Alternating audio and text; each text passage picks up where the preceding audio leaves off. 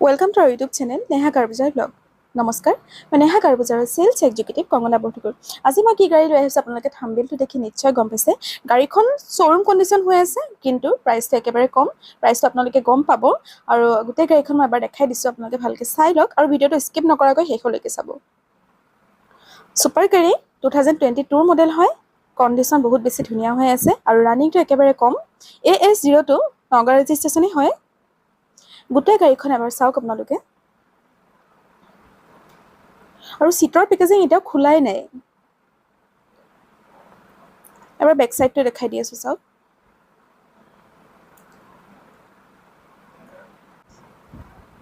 আৰু সুপাৰ গাড়ীখন বহুতে বিচাৰি থাকে কাৰণ বহুতে বেছি ভাল গাড়ী হয় এখন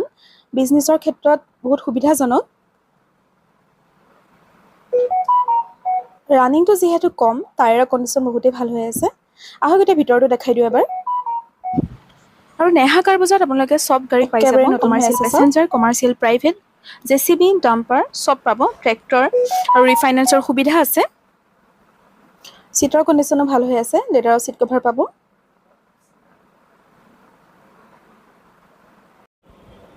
5 গিয়াৰৰ হয়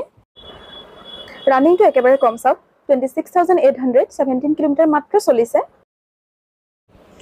গোটেই গাড়ীখন আপোনালোকক মই দেখাই দিলো মাত্ৰ 1.5 লাখ টকা দিয়ক আৰু গাড়ীখন লৈ যাওক